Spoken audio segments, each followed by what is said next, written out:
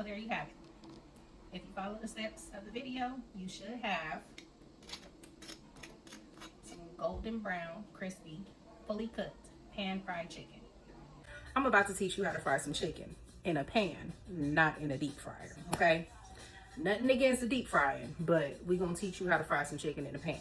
So first off, if you have a cast iron, beautiful. If you don't have a cast iron, that's fine. As long as you got a good pan that doesn't stick. You wanna start with a high burning oil, either a canola oil or a peanut oil, or if you have a combination of both, awesome. This is my pan right here, okay? Now, y'all gonna ask me where I got it from. I got it from Chef Toys. You do want to put a good amount of oil in your pan, okay? If you can get it halfway in your pan, like, you know, to the halfway mark, that's good. Because the way that we're going to cook it, it doesn't, you know, you have to flip your chicken to cook it on both sides. Because like I said, we're cooking it in a pan, not in a deep fryer. You gotta cook it completely different, okay? So, first off, you got your chicken, okay? You season it to your liking, you know, get some seasoning salt, some granulated garlic, some black pepper, lemon pepper, you know what I'm saying? Season up your chicken. You can also marinate it with pickle juice as well. Okay, your flour mixture. Now, what I do, I have flour, cornmeal, yellow cornmeal, and I have some cornstarch, okay? Now, I season my flour mixture, okay? You don't have to, but I season my flour mixture. I season it with paprika, parsley, and a little bit of, you know, either some Cajun seasoning or some seasoning salt just to give the batter, you know, a little flavor. Another thing that you want to do with your chicken is have a binder. So basically you can either do like buttermilk or egg. Most people use eggs, and that will create a binder. It'll make the flour stick to your chicken better. All right, so we about to get started on that. I'm gonna show y'all how I flour my chicken because it's a little technique to it. You gotta have the technique. This is the process of flouring your chicken, okay? As far as how I do it. So, and I have chicken thighs bone in, so a lot of people are scared of chicken thighs, drumsticks, and breasts because it is difficult to figure out, you know, when it's done. So, what we're gonna do, we're gonna dip it in the flour, make sure it's fully covered, and then we're gonna push the flour into the chicken. Okay? I know it seems like, oh, you don't need to do that. It helps the flour stick to the chicken, okay? Make sure you shake off the excess flour. That is a major step because if there's too much excess flour on the chicken, it's gonna fall off into the oil and it's gonna burn as you're cooking it. And the flavor of the burnt flour will transfer onto your chicken. So as much as you can, try to shake off the excess flour. And then have a pan, preferably a baking sheet, to sit your chicken off to the side, okay? Now, after you flour your chicken, you do want to let your chicken sit so that way the flour can adhere to the chicken, okay? And honestly, frying chicken isn't hard at all. You just have to have patience. I think patience is the main part of frying chicken, especially when it comes to bigger pieces of chicken. Yes, the temperature of the oil matters, right? Because for obvious reasons, you want the oil to be hot enough to cook the chicken. True, very true. But a lot of times the mistake that happens is that the oil is too hot and you cook the outside of the chicken before the inside of the chicken gets to cook. So you end up with burnt chicken on the outside and raw chicken on the inside. The way that I do it, I bring my oil up to temperature. What's that saying? Keep going. I bring my oil up to temperature and then I lower the heat. I let it come down for about a minute or two and then I add my chicken into the oil. I don't put my chicken into the oil as soon as it comes to temperature because the oil is too hot.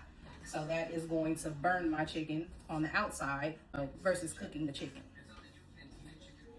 So when you do it that way, it is going to look like your chicken is boiling in the oil. That's okay. That is part of the process. You do that, you let the chicken cook like that for 8 minutes on each side. And then after the 8 minutes, you're going to raise the temperature up. Okay, so on my stove, I have numbers. So when I start to warm up or to heat up my oil, I put the temperature at 9, okay? The way that you can check if your oil is up to temperature, if you don't have a thermometer, is to put a wooden skewer into the oil, and the wooden skewer will start to bubble at the bottom. That's how you know that the oil is up to temperature. So for me, when it's up to temperature, I then drop the fire down. I wait a couple of minutes, about 2 minutes, for the temperature to come down, and then I add my chicken into the oil. So, because it's going to cook it too fast. It's going to cook the outside of the chicken too fast, and the middle part of the chicken isn't going to be cooked fully. That's why I drop the temperature down. You can see the wooden skewer is bubbling up. That's how you know that your oil is to temperature, okay? So now at this point, we are going to drop the fire down to 5. See that? Got it on 5, and we're going to wait 2 minutes. Now we are going in with our chicken thighs, and you don't want to overcrowd the pan. Everybody needs a space, okay? So I'm going to add 5, and you see it looks like it's boiling. That's okay.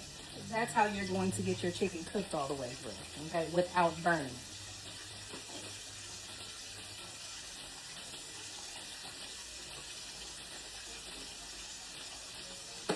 So now we're going to let this cook on the first side for 8 minutes. And we are flipping our chicken. You bought what you wanted?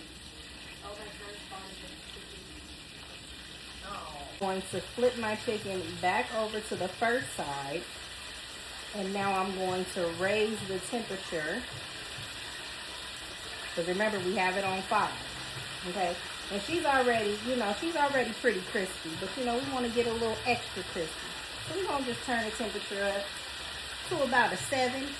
And we're going to let her cook for a good 3 minutes on each side. So for another 6 minutes. Watch how crispy and brown she's going to be. All right, 3 minutes. Now let's flip her over again.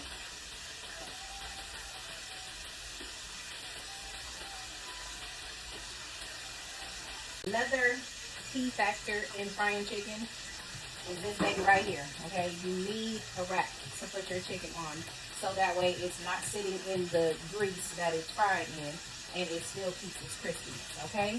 So if you don't got one, you can use a cookie rack, just put something underneath it, okay? We're gonna take the chicken out. Now we're going to turn our oil back down to 5. And we're going to do that process all over again because we still got another batch of chicken to fry. Crispy test. Right? You hear that crispiness? Okay. You can hear it. Right? There you go. Also, get yourself a good fine strainer because, you see, in the oil, it has like little stuff that can be strained out, right? So you want your oil to be as clean as possible, even though you just got finished frying some chicken in there. So if you have a good strainer that you can strain out your oil in between your batches of chicken, that's a bonus, okay? Because then you don't have to worry about the bits and pieces of the previous chicken getting onto your new chicken. So all in all, you want to cook your chicken between 22 and 25 minutes, depending on the color that you want, okay? This is key. The temperature of the oil is the main reason why people burn their chicken. You got to get it down. It takes patience. It takes trial and error. But if you follow these steps that auntie is giving you, you're gonna get it. I promise you. Be patient and fry that chicken.